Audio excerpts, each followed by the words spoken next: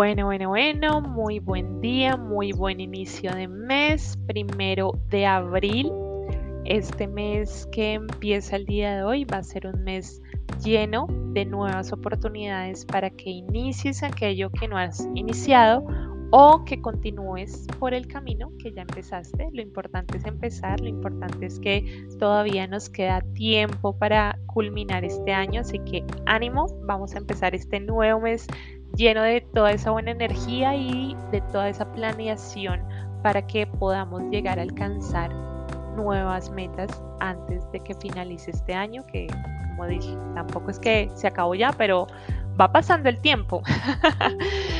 Y bueno, para empezar esta nueva entrega, quiero traer un tema bastante interesante en torno a la educación familiar y es el de los modelos educativos parentales. Si no has escuchado ese término, yo te explico. Básicamente se refieren a la manera en la que los padres y madres de familia optan por transmitir los principios, valores, hábitos, actitudes, conocimientos y roles a sus hijos e hijas. Es básicamente la manera en la que los padres deciden cómo quieren realizar su tarea de ser papás. Y bueno, a lo largo de la historia de la psicología han habido diversos autores que han identificado precisamente esos modelos parentales y una de las pioneras fue Diana Baumrind, quien los identificó en 3 categorías. Está el permisivo, el democrático y el autoritario. Hoy solamente me voy a fijar en el autoritario, pero en otro momento voy a hablar de un ejemplo de padres permisivos y un ejemplo de padres democráticos. También quiero contarles que hay un cuarto modelo, que es el negligente, pero bajo mi lupa realmente ser un padre negligente es ser un padre que ha decidido no ser padre, ya sea por una cuestión de abuso de sustancias, que de pronto es un padre que tiene alguna adicción y por eso no presta atención ni le importa en absoluto ser un padre para su hijo, o porque de pronto nació lamentablemente y creció en un ambiente negligente y ha aprendido ese modelo. De pronto en algún otro momento hablaré del modelo negligente, pero bajo mi concepto el modelo negligente es un modelo que no debería ser catalogado como un modelo educativo parental porque al contrario, o sea, no estás prestando tu labor como padre. Puede ser que estés enseñándole a tu hijo cómo no ser papá, pero no estás siendo conscientemente estas actividades de ser padre. Y es que independientemente del modelo que tú tengas, sí, puedes ser un padre permisivo, un padre democrático, un autoritario, y de los errores que puedes llegar a cometer con tus hijos, si tú estás aprendiendo en el día a día, si tú te interesas por educar a tu hijo, por lo menos ya tienes un punto a tu favor bastante significativo. Lo importante es, como les digo, prestar como atención a esa tarea que has decidido tener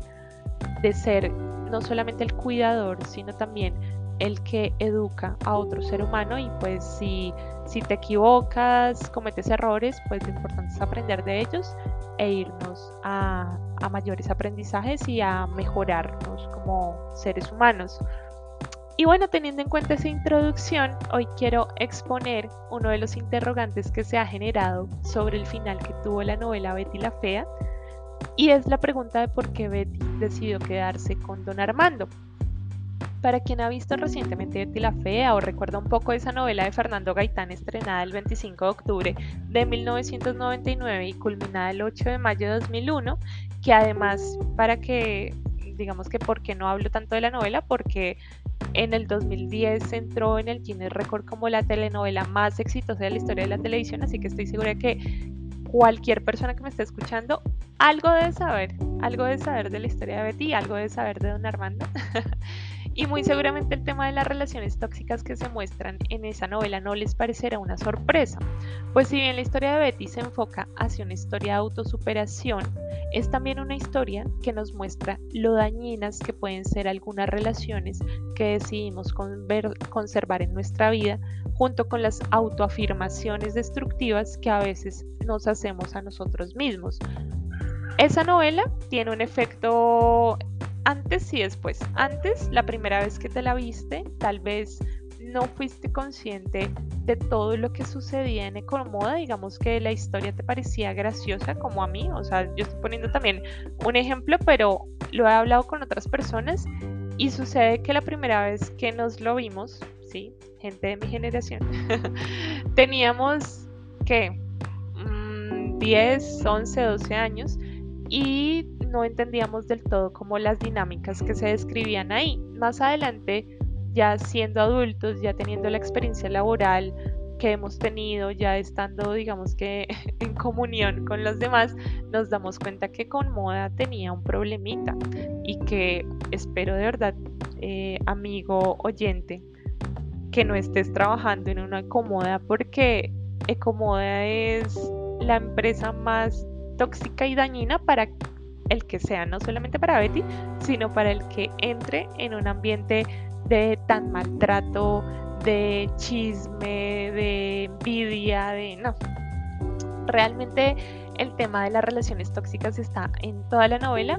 y precisamente el tema de las autoafirmaciones, ¿sí? Como el creernos a nosotros mismos poco aptos o poco agraciados, el decir es que yo soy fea, yo soy feo, yo soy bruto o lo que sea, pues nos hace también daño a nosotros mismos. Es como si nos estuviéramos golpeando a nosotros mismos todo el tiempo y metiéndonos en una categoría de la cual no podemos escapar. Personalmente nunca pude entender del todo por qué Fernando Gaitán decidió dejar que Betty hiciera un giro en U al quedarse al final con don Armando, teniendo a la vista dos opciones que hubieran sido igualmente mucho más positivas para ellas. Y quiero aclarar que hay la segunda opción que tal vez no todo el mundo contempla, pues porque es una novela y normalmente la protagonista o el protagonista tiene que quedar en pareja, pero esta segunda opción me surgió luego de hablar con una amiga muy querida y dije, oye sí, porque no existió dentro de nuestra mente esta segunda opción que también hubiera sido mejor que quedarse con don Armando. La primera opción que tenía diferente de volver a los brazos de don Armando era que Betty se quedara con el francés, que no recuerdo su nombre, que la aceptó desde siempre por cómo ella era. Y la segunda era quedarse sola, porque siempre tenemos que pensar que tenemos que estar con alguien. Puede ser que Betty necesitara quedarse sola y aprender a conocerse en su nueva faceta de empoderamiento, ¿sí? En su nueva forma de ser una mujer transformada y no quedarse con don Armando. Betty, ¿por qué te quedaste con don Armando? Sin embargo, Gaitán nos dejó con el final más apartado de la transformación que quería retratar sobre Betty, quien parece que solo terminó cambiando superficialmente y preservando a ese patito feo en el fondo de su corazón. Recordemos que Betty es catalogada desde el inicio como una mujer poco agraciada que se ha enfocado en cultivar su intelecto y obtener altos títulos universitarios con el fin de equilibrar esa balanza laboral a su favor, teniendo en cuenta que en las solicitudes de empleo a las que aplica la suelen descartar tras verla. Betty además viene de una familia de clase media bogotana, sus padres son una pareja de esposos tradicionales de la época, quienes dicen apoyarla desde siempre para que se supere a sí misma, pero que realmente nos van enseñando a lo largo de la historia todos los errores que podemos cometer como padres cuando hacemos uso de un modelo autoritario para educar a nuestros hijos. Y es que precisamente quiero señalar ese modelo autoritario a través del cual Hermes Pinzón, el papá de Betty, ha educado a su hija y cómo esa tendencia que él mantiene en todas sus relaciones con las personas que conoce y que él siente que están por debajo de su poder, termina por incidir en la autoestima y en la autoeficacia de su hija. Recordemos, por ejemplo, que cuando él conoce al jefe de Betty lo trata como un igual, de manera muy diferente a cómo se dirige, por ejemplo, a su esposa Julia. Es que ya de por sí, empezando con el tema de la relación de esposos que tiene Hermes y Julia, es realmente una relación bastante desbalanceada. Julia parece una mujer aplacada, sumisa, que ha asumido tranquilamente su posición secundaria o incluso a veces terciaria dentro de la familia, dejando en Hermes el poder de las decisiones familiares e incluso ocultándose de él con temor cuando siente que podría haber desobedecido su mandato. Es casi como si ella fuera la hija de Hermes y no la pareja o esposa de Hermes Pinzón. Es justo esa dinámica la que le enseña a Betty que en términos de relaciones afectivas, ella debe ponerse de segundas con respecto a su pareja y que su voz no debe alzarse más allá de lo que debería para hacerse escuchar de quienes no la quieren oír. Betty está aprendiendo de su mamá que como mujer, ¿sí? No existe un valor más allá del tema, digamos, de las labores del hogar, porque es lo que le está enseñando Julia, ¿sí? Cuando Julia le dice, bueno, yo la dejo, pero su papá, o sea, esa frase de pregúntele a su papá, es como, al final no es una decisión de los dos. Ya empecemos por ahí y es a identificar que en un hogar, si hay niños involucrados, papá y mamá tienen que estar de acuerdo en las decisiones y no que exista un papá bueno, ¿sí? Entre comillas, y un papá malo, que es el que restringe. Los dos tienen que estar de acuerdo, los dos se tienen que apoyar y no puede ser que haya una persona que sienta que el otro es casi como una figura paternal, ¿sí? No puede ser que yo diga, no, es que mi esposo es como mi padre. No, no, realmente no. Realmente tu esposo es tu pareja y entre los dos tienen que tomar decisiones, entre los dos tienen que apoyarse como equipo. Es precisamente Hermes el primer problema en la vida de Betty, pues ha educado a su hija sobreprotegiéndola y evitando que piense o tome decisiones por sí misma, repitiendo hasta el cansancio cómo el mundo es un lugar en el que no debería confiar, ya que la pueden dañar a través de esa característica frase de el diablo es puerco, ¿no? Hermes asume su papel de director de su familia y no admite las opiniones de nadie que lo contraríe, no admite que Julia tenga opiniones, no admite que Nicolás, que es amigo cercano de la familia de toda la vida, le diga cualquier cosa que no le guste, no admite ni siquiera que Betty le lleve la contraria, no lo admite, no lo admite y siento yo que él olvida bastante que su hija ya es adulta, no solamente adulta, si no estoy mal, Betty tiene un PhD y si no, por lo menos tiene una maestría en economía, es decir, que es una mujer adulta, estudiada, inteligente y aún así la trata como si fuera súper inepta, ¿sí? Incluso en algún momento, estoy recordando, hay una escena donde él se va hasta de cómoda a pelear con el jefe de Betty por cómo la trata y por favor, o sea, para el humor realmente él es un personaje que ayuda a generar una vista cómica sobre las relaciones familiares, pero bajo una lupa realista es un hombre que no aporta mucho en su relación de pareja y como padre. Precisamente al infantilizarla e intentar imponer su voluntad, por ejemplo, en las horas de llegada que ella tiene y de las personas con las que sale, no permite que Betty madure y desarrolle sus propias ideas sobre el mundo. Claramente no quiere perderla como hija, ¿sí? Si no, no la controlaría de esa manera, pero no se entera de nada como papá justamente por el nivel de autoridad que maneja en su casa. Julia todo el tiempo le está mintiendo, todo el tiempo le está ocultando cosas porque le tiene miedo,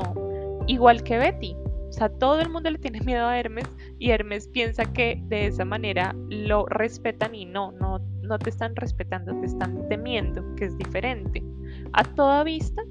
Hermes es el culpable incluso de que su hija termine eligiendo la peor relación de pareja que pudo haber elegido y es su relación con don Armando.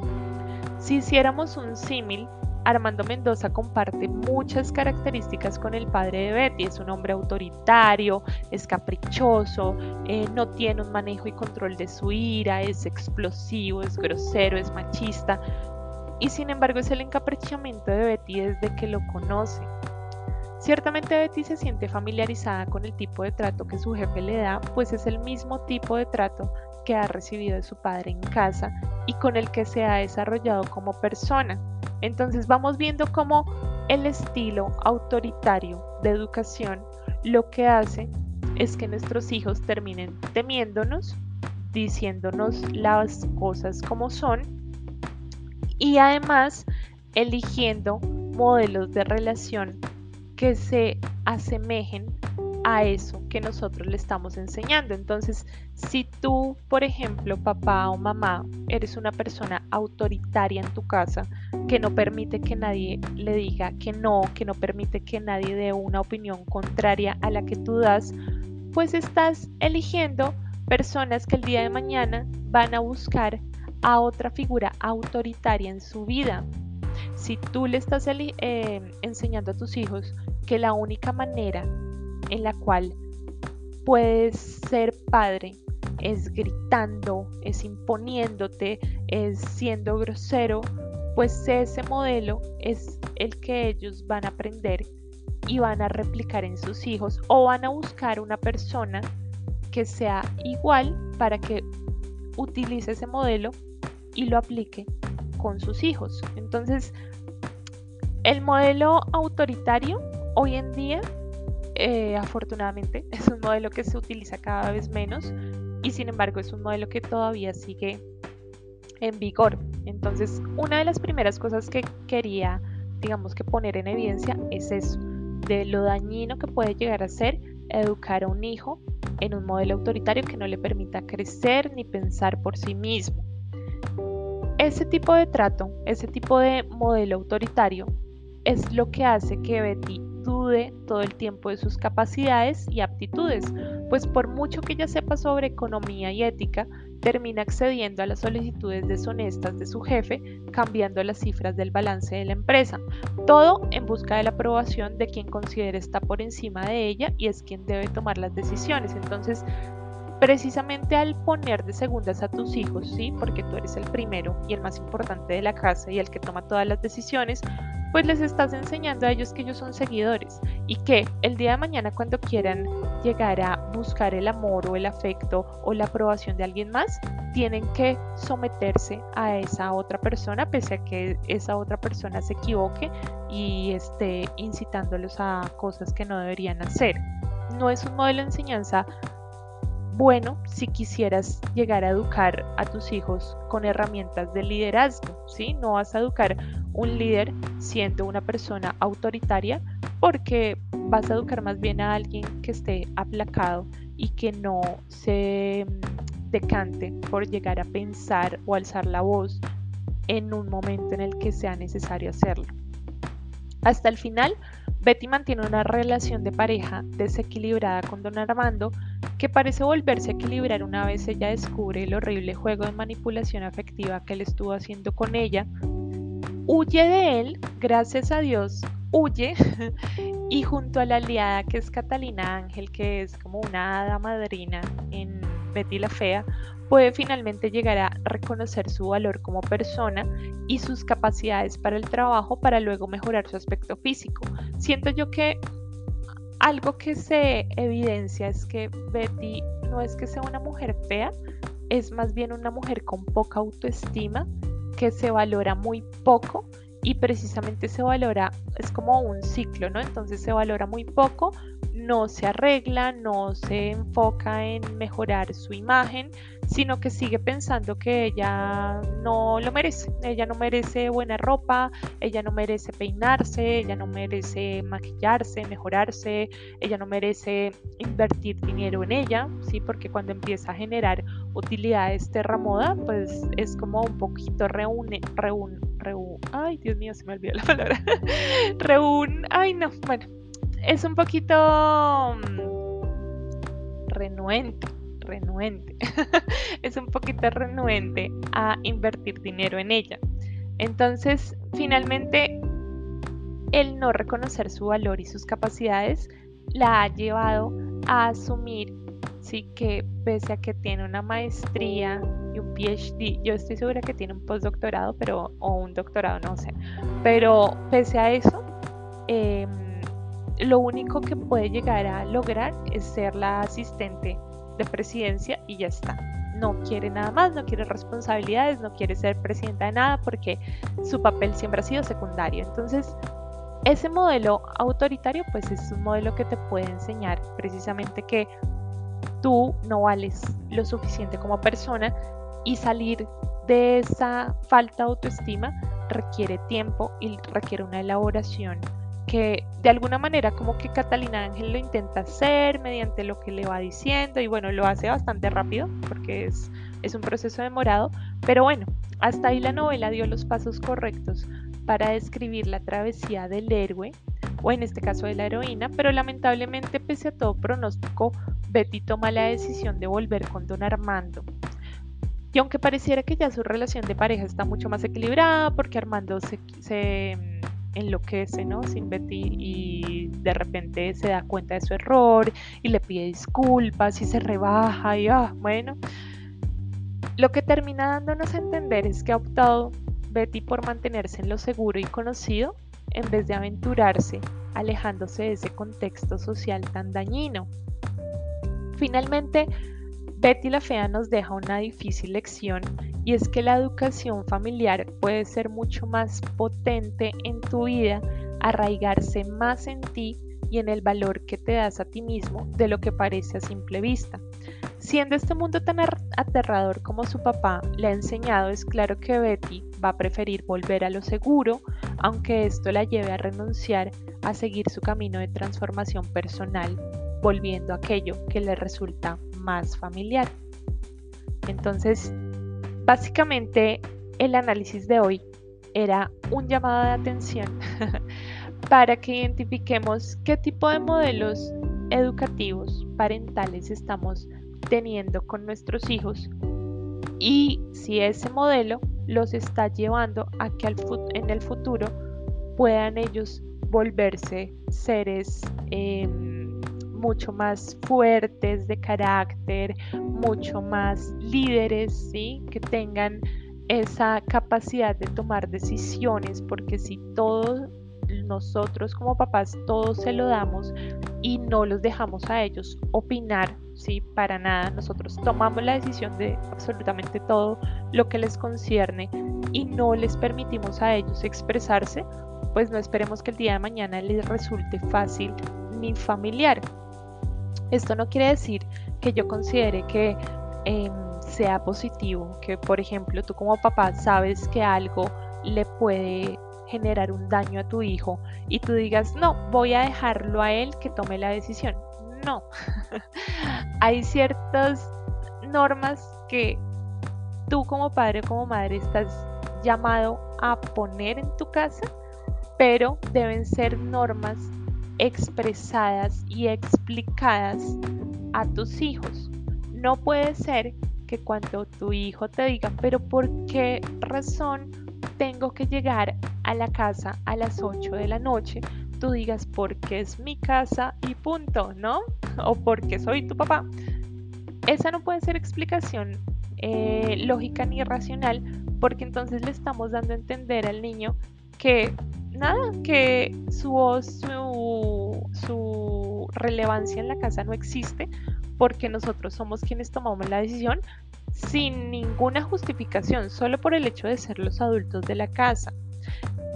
Entonces, más adelante, cuando el niño crezca, ¿sí? Va a repetir ese modelo o va a buscar a alguien que sea esa persona que se imponga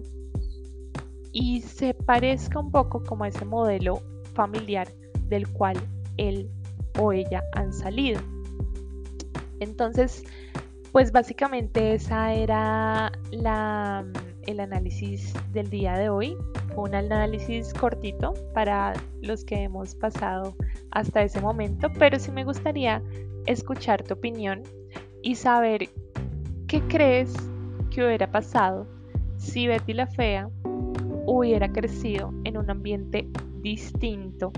al que en el que ella estaba, ¿sí? Creciendo, si tal vez no hubiera crecido con su padre Hermes, si tal vez hubiera sido, no sé, hija solamente educada por Julia, o de pronto si sus papás hubieran sido más permisivos, o si sus papás hubieran sido como mucho más democráticos. ¿Qué crees que hubiera pasado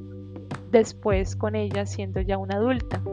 Independientemente de la parte estética, ¿sí? Física de alguien, siento yo que lo que más incide en ser una persona atractiva o no atractiva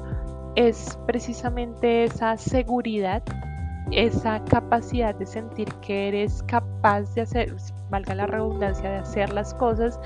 esa forma de reírte de ti misma, pero sin denigrarte. ¿Qué otras opciones tenía Betty como ser humano al haber crecido en esta casa, ¿sí? Bogotana de la época, con un papá que incluso podía llegar a irse a la empresa a pelear las batallas que ella como adulta debía pelear? Y bueno, ya este es el final